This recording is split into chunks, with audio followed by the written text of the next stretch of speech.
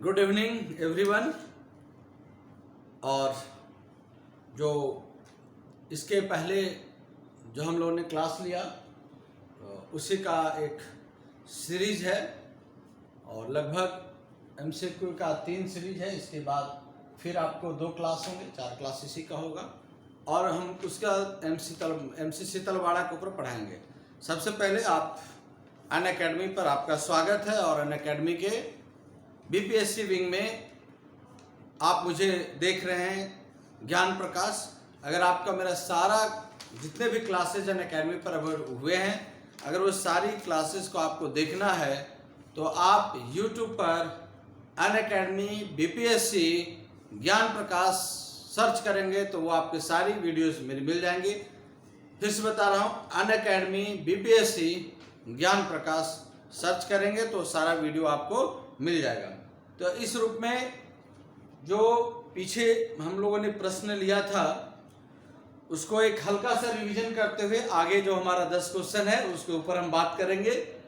निश्चित रूप से आप जितने भी प्रश्नों को आपने देखा समझा, वो प्रश्न आने वाले एग्जाम में काफ़ी कारगर हैं। अभी बीपीएससी का प्रीलिम्स है, दरोगा का मेंस का एग्ज़ाम है, वो सब एमसीक्यू बेस होते हैं, वो बहुत सारे क्वेश्चन हैं और इस तरह से हो सकता है कि आगे एक 500 क्वेश्चन का सीरीज लेकर आए, 500 क्वेश्चन का, जो कि अभी तक पूछे गए जितने एग्जाम में है, रेलवे, एसएससी, दरोगा, बीपीएससी, इवन यूपीपीसीएस, आईएएस तक के सारे एग्जाम में हम जितने क्वेश्चन पूछे उसका एक 500 सीरीज लेकर आए ताकि आपसे जितने भी तरह के जितने भी प्रकार के अवधारणात्मक क्वेश्चन हैं उसको आप समझ सके, परीक्षा में प्रश्न पूछने की रणनीति को समझ सके।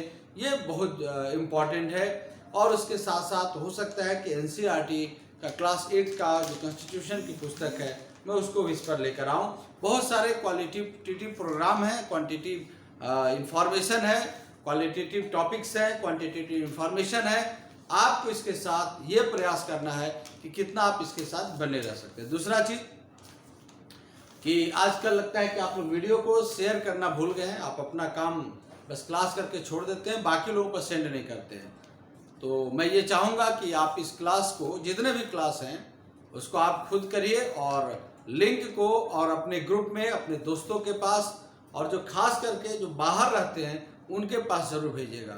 मैं एक बार फिर रिक्वेस्ट करता हूँ कि जितने भी मेरे स्टूडेंट क्लास देख रहे हैं वो इसको अपने कम से कम 10 दोस्तों के पास निश्चित रूप से आप व्हाट्सएप के थ्रू लिंक सेंड करेंगे, ये आपसे मैं आशा करता हूँ। और लाइक करते रहिए, शेयर करते रहिए ताकि अधिकतम इन क्लासों को लोगों के पास भेजा जा सके। तो हम लोगों ने जो क्लास किया था यहाँ से शुरू करेंगे, लेकिन आंसर बोलते चलते हैं कि 1935 के अधिनियम के बारे में किसने कहा था कि यह अनेक ब्रेक वाली इंजन रहित गाड़ी है। तो इसका आंसर मैंने बताया था आपको कि यह जो स्टेटमेंट था वो पंडित जवाहरलाल नेहरू का था। संविधान सभा कॉन्स्टिट्यूएंट असेंबली का प्रतिपादन सर्वप्रथम किसने किया था? एमएन राय। भारत विभाजन का प्रस्ताव किसने प्रस्तुत किया था? पहली बार भारत विभाजन का प्रस्ताव किसने प्रस्तुत किया था? तो कांग्रेस के मेंबर थे गोविंद बल्लभ पंत, उन्होंने प्रस्तुत किया था और अबुल कलाम आजाद उन्होंने इसका समर्थन किया था। मूल अधिकार का विकास सर्वप्रथम कहाँ हुआ था? तो मैंने बताया 1215 में। उसके बाद फंडामेंटल राइट को अल्पीकरण मतलब कम करने वाली विधियां किस अनुच्छेद के अंतर्गत, विधियां किस अनुच्छेद के, तो उसमें आपको किस अनुच्छेद का? अनुच्छेद 13। आच्छादन का सिद्धांत से संबंधित वाद सुप्रीम कोर्ट ने किस केस में दिया था? तो भिखाजी बनाम मध्य प्रदेश। किस अनुच्छेद द्वारा उपाधि को समाप्त किया जा सकता है? तो अनुच्छेद 18। सबसे कम मतों से, अब यहाँ से हमें डिस्कशन करना था कि सबसे कम मतों से जीतने वाले राष्ट्रपति के उम्मीदवार कौन थे? जल्दी लिखिए, सबसे कम मतों से जीतने वाले राष्ट्रपति के उम्मीदवार कौन थे? मैंने भी आंसर बता दिया था कल, वीवी गिरी। सबसे कम मतों से जीतने वाले उम्मीदवार कौन थे? वो थे आपके वीवी गिरी। सबसे कम मतों से जीतने वाले उम्मीदवार कौन थे? वीवी गिरी। और ये इंडिपेंडेंट कैंडिडेट थे, स्वतंत्र उम्मीदवार थे। कांग्रेस ने इनको टिकट नहीं दिया तो ये इन्होंने रिजाइन मारकर बिना पार्टी के लड़ा था। और ये सेकेंड राउंड, द्वितीय चक्र के मतगणना में जीतने वाले उम्मीदवार कौन थे? तो वीवी गिरी। याद रखिएगा, देश के प्रथम राष्ट्रपति डॉक्टर राजेंद्र प्रसाद जो 2 टर्म रहे, और डॉक्टर राजेंद्र प्रसाद के बाद आपको कौन आए बताइए? सर्वपल्ली राधाकृष्णन। फिर उसके बाद कौन आए? जाकिर हुसैन, जो प्रथम मुस्लिम राष्ट्रपति थे। और फिर चौथे राष्ट्रपति के रूप में इलेक्शन लड़ा वीवी गिरी ने। लेकिन ये स्वतंत्र उम्मीदवार थे। इनकी खासियत क्या है? इंडिपेंडेंट कैंडिडेट थे, बिना पार्टी के सिंबल के लड़े थे, किसी पार्टी के नहीं थे, न कांग्रेस के, न कांग्रेस के, न उस समय कम्युनिस्ट पार्टी के, किसी पार्टी के नहीं थे। इंडिपेंडेंट, न जनता पार्टी के, इंडिपेंडेंट रूप से इलेक्शन इन्होंने वीवी गिरी ने लड़ा था। और ये पहला राउंड जब काउंटिंग का हुआ तो इसमें जीत नहीं पाए। जब दोबारा सेकेंड राउंड की काउंटिंग हुई तो वीवी गिरी जीते थे। इसी तरह से एक फैक्ट याद रखिएगा, नीलम संजीवा रेड्डी, ये निर्विरोध, इनके खिलाफ कोई खड़ा ही नहीं हुआ था। नीलम संजीवा रेड्डी निर्विरोध जीते थे। सबसे ज्यादा मतों से जीतने वाले उम्मीदवार कौन थे? के आर नारायणन, जो प्रथम दलित राष्ट्रपति थे। तो एक राष्ट्रपति का भी एक क्लास आपको मिलेगा इधर पीछे, जिसमें अभी तक जितने राष्ट्रपति बने हैं उनका नाम और उनके साथ उनके जो संबंधित फैक्ट हैं उसके बारे में हम चर्चा करेंगे। तो सबसे कम मतों से जीतने वाले राष्ट्रपति कौन थे? तो वीवी गिरी। उसके बाद आप देख रहे हैं कि धन विधेयक, मनी बिल। मनी बिल धन विधेयक किस अनुच्छेद में है? तो मनी बिल आपको एक अनुच्छेद नंबर 110 मनी बिल की चर्चा, article number 110 article money bill की चर्चा है। और अनुच्छेद नंबर 112 में एनुअल फाइनेंशियल स्टेटमेंट, वार्षिक वित्तीय विवरण है, अर्थात बजट की चर्चा अनुच्छेद 112 में है। 114 में विनियोग विधेयक, जिसको अंग्रेजी में बोलते हैं अप्रोप्रिएशन बिल, विनियोग विधेयक की चर्चा अनुच्छेद नंबर 114 में है, अप्रोप्रिएशन बिल। और वोट ऑन अकाउंट अर्थात लेखानुदान की चर्चा अनुच्छेद नंबर 116 में है। तो इस तरह से 110 में मनी बिल, 112 में बजट, 114 में विनियोग या अप्रोप्रिएशन बिल और 116 में वोट ऑन अकाउंट या लेखानुदान बिल शामिल है। तो इस तरह से महत्वपूर्ण अनुच्छेद है। अब हम आते हैं क्वेश्चन नंबर 10 पर। प्रश्न संख्या 10, अब तक ऐसे कितने पीएम हैं जो वित्त मंत्री रह चुके हैं? बताइए कितने? 3, 4, 5, 6, जल्दी लिखिए। अब तक ऐसे कितने पीएम हैं, प्रधानमंत्री बने हैं, जो पहले वित्त मंत्री थे उसके बाद प्राइम मिनिस्टर बने? ध्यान रखिए, ऐसे कई पीएम हैं कि पहले प्राइम मिनिस्टर रहते हुए फाइनेंशियल मिनिस्टर, वित्त मंत्रालय अपने पास रखे, वो नहीं मैं पूछ रहा हूँ। ऐसे कितने पीएम हैं जो पहले वित्त मंत्री थे, फाइनेंस मिनिस्टर थे, अब बाद में प्राइम मिनिस्टर के रूप में काम किए? जल्दी आप आंसर लिखिए, 3, 4, 5, 6 जो भी लिखना है लिखिए जल्दी। कितने पीएम हैं जो पहले वित्त मंत्री रह चुके हैं? चलिए लिखते जाइए, मैं देखता हूं किसका सही होता है। और तो अब तक ऐसे कुल मिलाकर 4 पीएम बने हैं जो पहले वित्त मंत्री रह चुके हैं। लिखिए कमेंट में आंसर आप। अब तक कितने पीएम रह चुके हैं जो पहले वित्त मंत्री थे, फाइनेंस मिनिस्टर थे, बाद में प्राइम मिनिस्टर बने? तो ऐसे 4 थे। अब बताइए पहले ऐसे पीएम बनने वाले कौन थे जो पहले फाइनेंस मिनिस्टर थे फिर वित्त मंत्री बने, और पहले वित्त मंत्री फाइनेंस मिनिस्टर थे और फिर प्राइम मिनिस्टर बने? तो पहला ऐसा आंसर, इसका डिटेल मैं कर रहा हूं। पहला है मोरारजी देसाई। पहले कौन थे? मोरारजी देसाई। मोरारजी देसाई, मोरारजी देसाई। आपको मोरारजी देसाई है, मोरारजी देसाई का आप समय लिख लीजिए। 1977 से लेकर 79 तक ये पहले वित्त मंत्री थे। इसके पहले जो सरकार बनी थी मोरारजी देसाई से, जो पहले इंदिरा गांधी की सरकार में मोरारजी देसाई वित्त मंत्री रह चुके हैं। और मोरारजी देसाई ऐसे पहले प्राइम मिनिस्टर बने जो पहले क्या थे? फाइनेंस मिनिस्टर रह चुके हैं। दूसरे इनके ठीक बाद जब इनको हटाया गया तो 4-5 महीने के लिए कौन बने? चौधरी चरण सिंह। ये कभी संसद ही नहीं गए। चौधरी चरण सिंह कभी संसद ही नहीं गए और 1989 में ही 4-5 महीना ही रहे, 6 महीना, और कभी संसद नहीं गए। ये पहले फाइनेंस मिनिस्टर रह चुके हैं। तीसरे आपके जो है वीपी सिंह, ये प्रधानमंत्री बने वीपी सिंह। और वीपी सिंह का प्राइम मिनिस्टर का जो काल था 89 to 90 था, प्राइम मिनिस्टर के रूप में, पीएम के रूप में। और चौथे जो बने आप सब लोग जानते हैं, बहुत बड़े फाइनेंस मिनिस्टर थे, मनमोहन सिंह। मनमोहन सिंह जो 2004 से लेकर 14 तक थे, 2004 से लेकर 14 तक थे। मोरारजी जो देसाई थे वो चौथे प्राइम मिनिस्टर थे। मोरारजी देसाई क्या प्राइम मिनिस्टर थे? नंबरिंग करिए तो चौथे हो जाएंगे। चौधरी चरण सिंह क्या प्राइम मिनिस्टर हो जाएंगे? 5वें हो जाएंगे। फिर आपको VP Singh cabinet prime minister हो जाएंगे, ये 8वें हो जाएंगे। वीपी सिंह आपको 8वें प्राइम मिनिस्टर हो जाएंगे। और मनमोहन सिंह आपको 15वें प्राइम मिनिस्टर होंगे। मनमोहन सिंह के प्राइम मिनिस्टर होंगे 15। इस तरह से अगर पूछे कि आपको Narendra Modi cabinet prime minister है तो 16वें। Narendra Modi cabinet prime minister है 16वें। तो मोरारजी देसाई 1977-79 प्राइम मिनिस्टर बने। पहले ये क्या थे? पहले ये वित्त मंत्री थे, चौथे प्राइम मिनिस्टर के रूप में बने। तो पहले प्राइम मिनिस्टर कौन थे? तो आप जानते हैं पहले प्राइम मिनिस्टर नेहरू जी थे, 2 टर्म रहे, 1964 तक रहे। नेहरू जी के मरने के बाद कुछ समय के लिए कार्यवाहक प्राइम मिनिस्टर के रूप में गुलजारी लाल नंदा रहे, लेकिन इसलिए उनको प्राइम मिनिस्टर के क्रम में नहीं जोड़ा जाता है। फिर उसके बाद दूसरे प्राइम मिनिस्टर जो बने लाल बहादुर शास्त्री बने। लाल बहादुर शास्त्री की भी मृत्यु होने के बाद फिर पुनः Gulzari Lal Nanda acting prime minister के रूप में काम किए, इसलिए फिर उनको प्राइम मिनिस्टर के रूप में नहीं जाना जाता है। तो नेहरू जी प्रथम प्राइम मिनिस्टर, आपको Lal Bahadur Shastri second prime minister. फिर उसके बाद इंदिरा गांधी बनी, वो थर्ड प्राइम मिनिस्टर बनी। चौथे प्राइम मिनिस्टर के रूप में मोरारजी देसाई बने। 5वें प्राइम मिनिस्टर के रूप में चौधरी चरण सिंह बने। और फिर छठे प्राइम मिनिस्टर के रूप में इंदिरा गांधी बन जाएंगी। और इंदिरा गांधी के बनने के बाद फिर 7वें प्राइम मिनिस्टर के रूप में राजीव गांधी बनेंगे। फिर 8वें प्राइम मिनिस्टर के रूप में वीपी सिंह बन जाएंगे। और वीपी सिंह 89 तक रहेंगे। और वीपी सिंह के मरने के बाद और वीपी सिंह के हटने के बाद आपको चंद्रशेखर बनेंगे, है ना। वीपी सिंह के हटने के बाद कौन बने? चंद्रशेखर बनेंगे। और 1990-91 बनेंगे। फिर पीवी नरसिम्हा राव बनेंगे, जो कि है ना।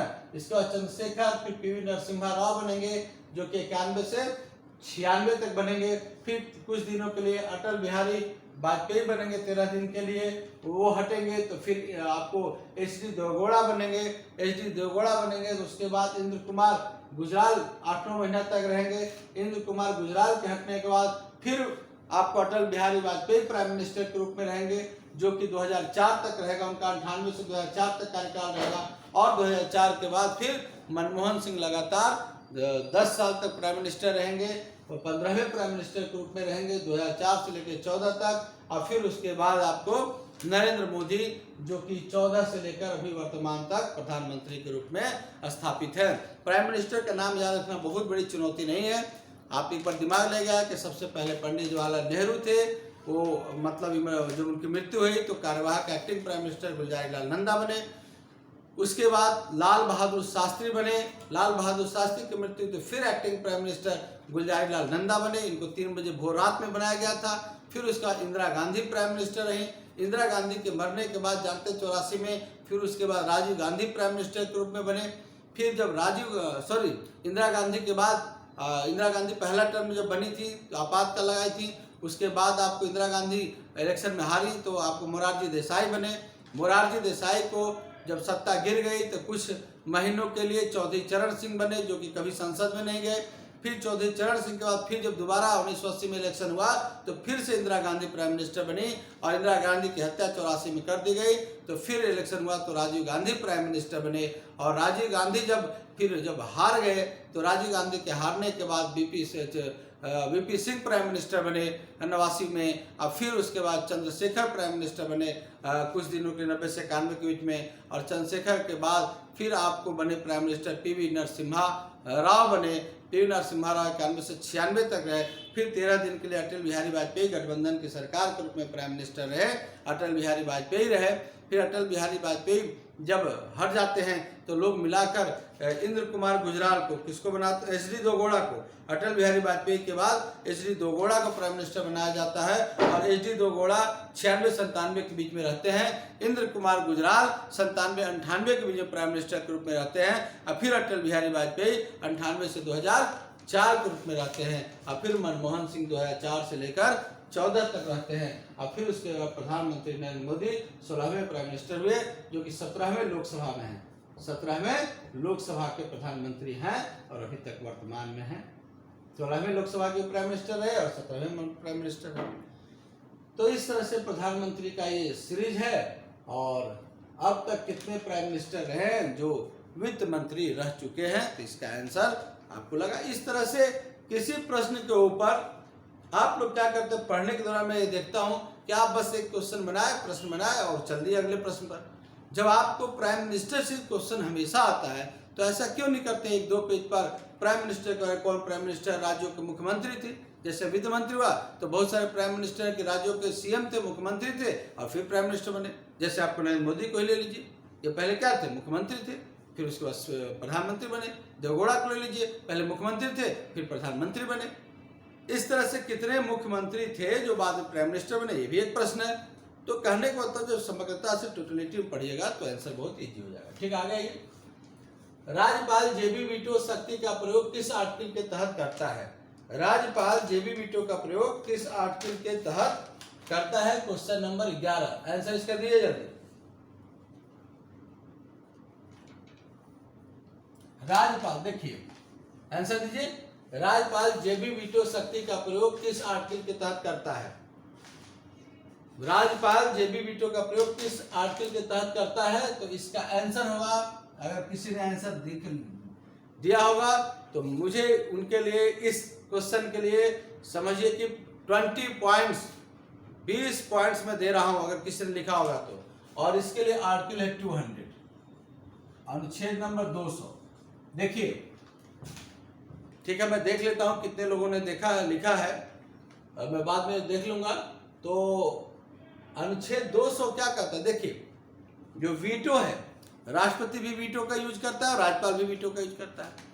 तो वीटो शब्द तो संविधान में कहीं लिखा हुआ ही नहीं, लेकिन प्रेसिडेंट या गवर्नर के जो बिल है, जो विधेयक आता है, उस पर उनको विधेयक का अनुमति देने और कुछ दिन तक रोकने के प्रोसेस को ही वीटो कहते हैं। अगर कुछ रोक दिया तो वीटो लग गया। तो आर्टिकल 200 में क्या है कि लिखा हुआ है कि राज असेंट टू बिल, क्या लिखा हुआ है, असेंट टू बिल। ठीक है, इसमें लिखा हुआ असेंट टू बिल मतलब विधेयकों पर अनुमति, विधेयकों पर अनुमति, असेंट टू बिल मतलब किसी भी बिल पर, विधेयक पर, कानून पर राज्यपाल को किस प्रकार से अनुमति देना है, उसको रोकना है, क्या करना है, ये उसका अधिकार है। तो किसी बिल को राष्ट्रपति लौटा देता है तो उसको हम लोग क्या बोलते हैं, वीटो बोलते हैं, सस्पेंसिव वीटो, निलंबनकारी वीटो। तो उस प्रक्रिया के तहत जो रोकने की प्रक्रिया कुछ दिन तक राष्ट्रपति या राज्यपाल रोक सकता है, उसी को वीटो बोला जाता है। इस तरह से अगर इस तरह का प्रयोग भी करता है तो वीटो देने की शक्ति मतलब एक तरह से किसी बिल को लौटाना, तो वो आर्टिकल नंबर 200 के अंतर्गत आएगा, जबकि 200 में स्पष्ट रूप से वीटो की चर्चा नहीं है। ठीक, नेक्स्ट क्वेश्चन बातें हैं। विधानसभा में SC ST का आरक्षण किस अनुच्छेद से होता है, जल्दी लिखिए, बताया है पहले भी। राज्यों के जो लेजिस्लेटिव असेंबली है, लेजिस्लेटिव असेंबली में SC ST का रिजर्वेशन किस आर्टिकल के तहत दिया जाता है। जैसे आपको लोकसभा में भी SC ST का रिजर्वेशन है और राज्यों के लेजिस्लेटिव असेंबली जो है, विधानसभा जिसको बोलते हैं, उसमें भी अनुसूचित जाति और जनजाति का रिजर्वेशन है। अब बताइए SC ST का रिजर्वेशन किस आर्टिकल के तहत है।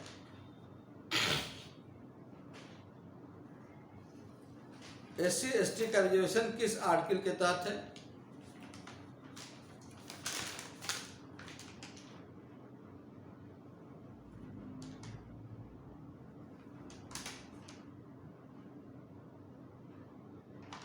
तो आंसर क्या होगा इसका, आर्टिकल नंबर 332।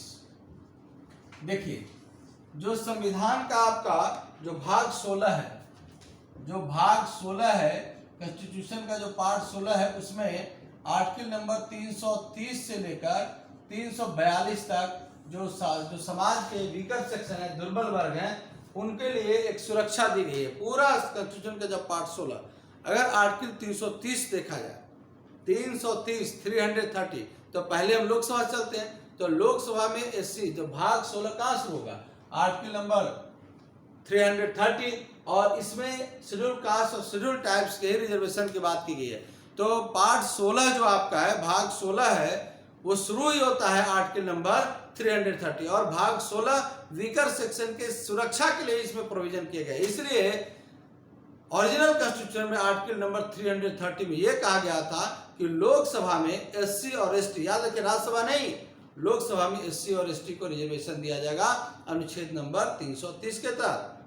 और 331 में आप देखे थे कि एंग्लो इंडियन लोकसभा में 2 एंग्लो इंडियन को रिजर्वेशन दिया जाएगा। और जब 332 आते हैं तो राज्य के स्टेट लेजिस्लेटिव असेंबली, राज्य के विधानसभा में भी जो अनुच्छेद आपका 332 कहता है SC ST का रिजर्वेशन, और 333 जो कहता है वो राज्य के विधानसभा एंग्लो इंडियन का रिजर्वेशन, और 334 ये कहता है 334 कि मतलब 10 साल तक पहले रिजर्वेशन किया गया था और उसको बढ़ाया जा सकता है, रिजर्वेशन को बढ़ाया जा सकता है। अभी 70 साल तक बढ़ाया गया, फिर और बढ़ाया गया उसको। तो इस तरह से 10-10 साल पर जो रिजर्वेशन बढ़ता है, क्योंकि जब शुरू में संविधान लिखा गया था तो रिजर्वेशन केवल 10 साल के लिए लिखा गया था, और यह था कि अगर कोई समुदाय का डेवलपमेंट नहीं हो तो उसको रिजर्वेशन को 10 साल के लिए और बढ़ाया जा सकता है। इसलिए बार बार संविधान में संशोधन करके इस रिजर्वेशन को 10-10 साल के लिए बढ़ाया जा सकता है, जिसके लिए 334 में चर्चा है। वही अगर आइएगा 338 आर्टिकल नंबर 338 तो SC अनुसूचित जाति कमीशन, SC कमीशन की चर्चा है, और 338A आइएगा तो ST कमीशन, अनुसूचित जनजाति कमीशन की चर्चा है, और 341 आइएगा तो अनुसूचित जातियों के बारे में चर्चा है, और 342 आइएगा 342 में तो अनुसूचित जनजाति की चर्चा है। अर्थात 330 से लेकर 342 तक जो इस पार्ट में जो चर्चा है, जो डिस्कशन है कॉन्स्टिट्यूशन में, वो आपको वीकर सेक्शन, अनुसूचित जाति जनजाति, अदर बैकवर्ड क्लास के बारे में भी चर्चा है, उसमें उसके लिए भी कमीशन बनाया जा सकता है, उसके लिए भी चर्चा है। तो ये आप समझ गए। नेक्स्ट आइए, विधान परिषद का कार्यकाल कितना होता है। लिखिए, विधान परिषद लेजिस्लेटिव काउंसिल, विधानसभा असेंबली और परिषद काउंसिल, इसलिए लेजिस्लेटिव काउंसिल इसको क्या बोलते हैं, लेजिस्लेटिव काउंसिल। इसलिए जो इसमें मेंबर होते हैं उसको MLC बोलते हैं। आइए हो गया लेजिस्लेटिव असेंबली, इसका मेंबर होगा क्या बोलेंगे, MLA बोलेंगे। तो विधान परिषद का कार्यकाल कितने साल का होता है, तो विधान परिषद का कार्यकाल ये अस्थायी होता है, इसको कभी भंग नहीं किया सकता। अर्थात जिस प्रकार राज्यसभा का कार्यकाल नहीं होता, उसी प्रकार विधान परिषद का भी कार्यकाल नहीं होता। जिस प्रकार लोकसभा का कार्यकाल 5 साल होता है, उसी प्रकार विधानसभा का भी कार्यकाल 5 साल होता है। लेकिन जिस प्रकार राज्यसभा का कार्यकाल नहीं होता, उसी प्रकार विधान परिषद का भी कार्यकाल नहीं होता। ये परमानेंट हाउस है, और राज्यों में ये अपर हाउस के रूप में जाना जाता है, उच्च सदन के रूप में जाना जाता है। हाँ, लेकिन इसके 1/3 सदस्य 1/3 जो मेंबर हैं, 1/3 सदस्य प्रत्येक 2 वर्ष पर रिटायर करते जाएंगे। याद रखिएगा, 2/3 1/3 में हमेशा गड़बड़ होता है। तो 1/3 मेंबर जो है प्रत्येक 2 वर्ष पर रिटायर होते जाएंगे। और कोई भी व्यक्ति एक बार MLC बन जाएगा तो 6 साल तक रह सकता है ना। तो MLC का कार्यकाल होता है, ना कि विधान परिषद का। तो MLC का 6 साल कार्यकाल होगा, और आपको बनने के लिए न्यूनतम आयु इसमें 30 साल चाहिए। न्यूनतम आयु कितना चाहिए, 30 साल। न्यूनतम आयु इसमें कितना चाहिए, 30 साल। इस इंफॉर्मेशन बता रहे हैं। लोकसभा के लिए मेंबर बनने के लिए 30 साल, राज्यसभा के मेंबर बनने के लिए 35 साल, राष्ट्रपति के बनने के लिए 35 साल, विधानसभा के लिए 25 साल। इस तरह के आपको सूचनाएं रहती हैं। तो विधान लेजिस्लेटिव काउंसिल का कार्यकाल नहीं होता है, यह अस्थायी सदन होता है। और अगर मैं आपसे ये क्वेश्चन ये पूछ दूं कि विधान परिषद का लेजिस्लेटिव काउंसिल का गठन, कंपोजिशन किस आर्टिकल के तहत होता है, जल्दी बताइए। विधान परिषद का गठन जो बताएंगे उनको आज फिर 20 पॉइंट्स, जल्दी बताइए कि विधान परिषद गठन किस आर्टिकल के तहत होता है। टाइप करिए, देख के नहीं, देखते को कितने लोग टाइप करते हैं। तो लेजिस्लेटिव काउंसिल का बस हो गया। लेजिस्लेटिव काउंसिल का गठन आर्टिकल नंबर 169 अनुच्छेद 169 के तहत होता है। विधान परिषद गठन कैसे होगा, 169। और बाद में इसमें संसद का भी योगदान होता है गठन करने में, तो उसके लिए आर्टिकल नंबर 171। तो विधान परिषद के गठन से 2 अनुच्छेद हैं। ऐसे नॉर्मली पूछा जाएगा विधान परिषद का गठन किस अनुच्छेद से, तो निश्चित रूप से 169 मारिएगा। लेकिन जो पार्लियामेंट के द्वारा गठन होता है इसका, तो पार्लियामेंट किस प्रकार से उसको गठन करवाती है, उसकी चर्चा आर्टिकल नंबर 171 171 में है। ये बहुत इंपॉर्टेंट क्वेश्चन है कि विधान परिषद का गठन किस अनुच्छेद के द्वारा होता है, तो 169। और विधानसभा पूछेगा तो जब भी होगा तो 169 के बाद ही होगा। ठीक है, 169। हाँ, नेक्स्ट क्वेश्चन देखिए। नेक्स्ट क्वेश्चन क्या है? हाँ, दिल्ली के मुख्यमंत्री की नियुक्ति कौन करता है? दिल्ली क्या है? दिल्ली के मुख्यमंत्री की नियुक्ति कौन करता है? प्राइम मिनिस्टर, गृह मंत्री, राष्ट्रपति, उपराष्ट्रपति? तो दिल्ली के मुख्यमंत्री की नियुक्ति कौन करेगा? राष्ट्रपति। कौन करेगा? राष्ट्रपति। जनरली देखिए, दिल्ली है क्या? दिल्ली केंद्र शासित प्रदेश है, यूनियन टेरिटरी है, संघ क्षेत्र है। तो जो केंद्र शासित प्रदेश होते हैं उसमें मुख्यमंत्री का पद नहीं होता है, लेकिन दो ऐसा है, दिल्ली और जहाँ विधानसभा है, दिल्ली और पांडिचेरी, तो दो ऐसे आपके जगह हैं जहाँ विधानसभाएं हैं। तो दिल्ली में जो मुख्यमंत्री हैं वो जीत कर आते हैं। चूंकि केंद्र शासित प्रदेश का प्रशासन राष्ट्रपति के नाम से लेफ्टिनेंट गवर्नर करता है, राष्ट्रपति के नाम से कौन करता है? उपराज्यपाल करता है। इसलिए केंद्र शासित प्रदेश जितने भी हैं वहां पर मुख्यमंत्री नहीं होते, बल्कि वहां पर क्या होते हैं? वहां पर लेफ्टिनेंट गवर्नर होते हैं जो राष्ट्रपति अपॉइंट करता है। लेकिन दिल्ली में इसको मतलब इस तरह का संवैधानिक व्यवस्था दी गई है और वहां मुख्यमंत्री पद का भी क्रिएट किया गया, इसलिए दिल्ली के मुख्यमंत्री की भी नियुक्ति राष्ट्रपति करेगा, जो कि सदन के बहुमत का नेता होना चाहिए। सदन के बहुमत का नेता होना चाहिए। इस तरह से दिल्ली के मुख्यमंत्री की नियुक्ति कौन करेगा? राष्ट्रपति। जिला न्यायाधीश, डिस्ट्रिक्ट जज, जिला न्यायाधीश की नियुक्ति कौन करता है? राज्यपाल। जिला न्यायाधीश की नियुक्ति कौन करता है?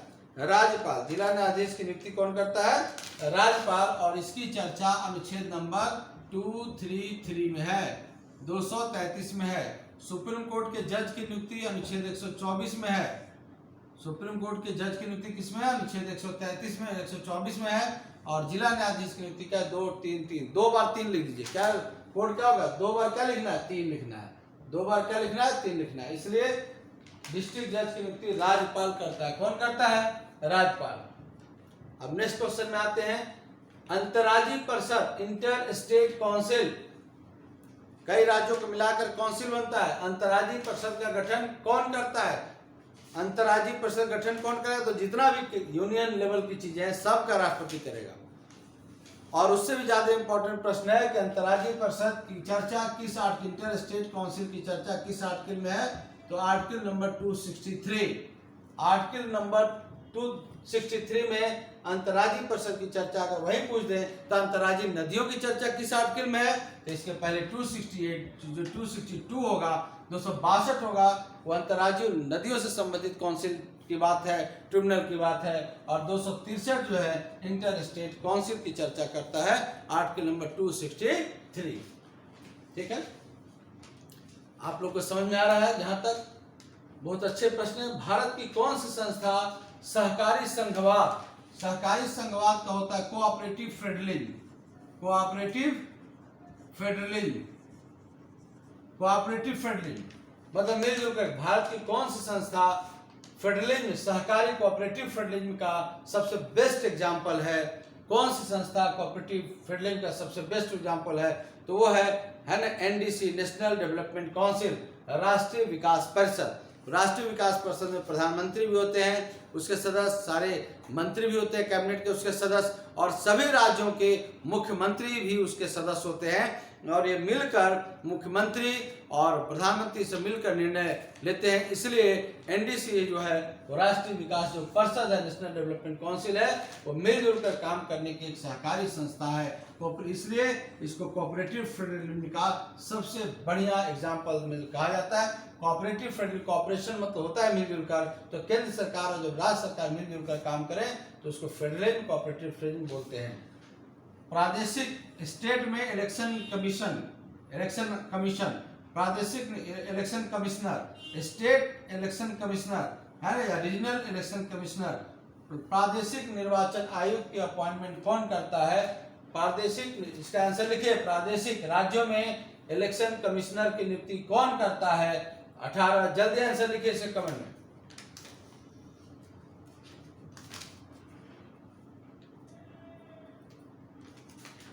तो मैं बताया था कि इलेक्शन कमीशन एक बहुत बड़ी संस्था है, तो राष्ट्रपति करेगा।